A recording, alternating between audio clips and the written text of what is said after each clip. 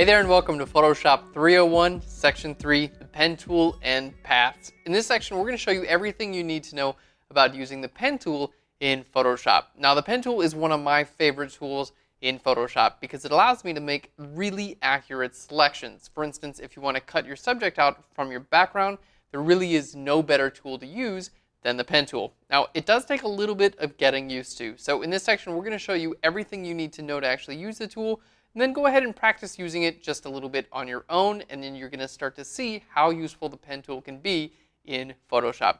All right, guys, let's go ahead and jump into Photoshop. So we're going to start off by opening our image for this section. We're going to hit Control-Command-O. Okay, we'll go to Section 3, Pen Tool, here in our Images folder, and we have O3pen.tiff. Let's go ahead and open this up, and I'm going to hit F for full screen. All right, this is one of my favorite images from the series. We actually built out this big U-shaped thing here and had our subject inside of it. So we've already done a little bit of retouching here. Our goal in this section, we're going to show you how to use the pen tool, and then we're going to show you how to cut our subject out of the background to reveal this background behind our subject. Okay, so let's go ahead and jump into our pen tool. We're going to hit P for our pen tool, or we can simply click right here and hold, and you can see we have a few different options here listed within the pen tool. Okay. Now, when we're creating pen paths, those are stored over here where we see paths. Now, if you don't see the paths, just go to Window and down here to Paths. Make sure it's got a checkbox next to it, and it'll show up.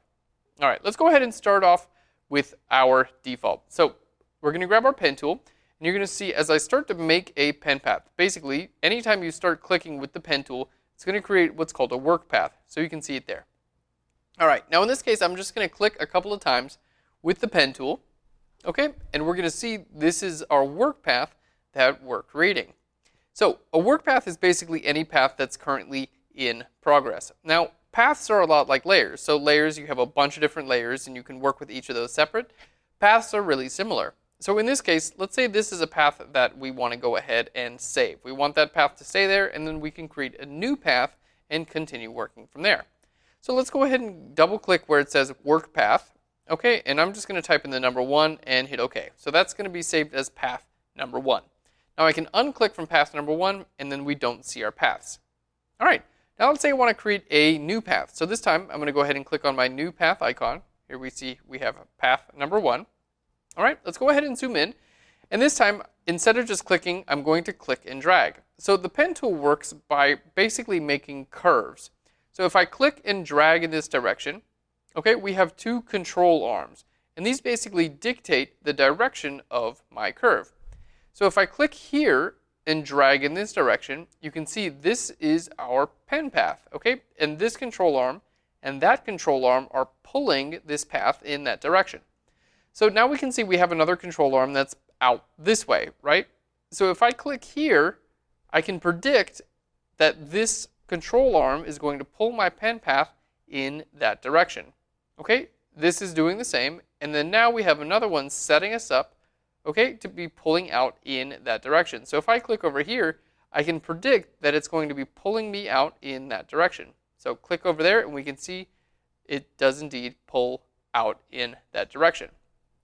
Okay, now that's basically the idea with a pen path. You basically just click and drag in different areas and create what are called paths. Now, what do you actually use these pen paths for? Well, they're very useful for creating selections as well as masks that you can use for cutting your subject out of their background. Or you can create really any shape that you want. For instance, if you're trying to do a custom logo, you can totally design a custom logo using just the pen tool and paths. So as a photographer, most of the time you're going to be using a pen tool for creating paths for things like cutting out your subject. So that's what we're going to be focusing in this tutorial. Now let's take a look at some of the options within our pen path. So we're using our pen path here. You can see, again, we can go to our paths. We can click on either one of our paths that we just created. Okay, let's go ahead and click off there. Now, up here at the very top, our first option, we can choose to create a regular path or a shape. Now, a shape basically just fills your path in with a color, and it allows you to add a stroke as well. So let's go to shape. We're going to create a shape here. You're going to see it's going to fill it with black, and it's going to give us a stroke. Let's go ahead and have it be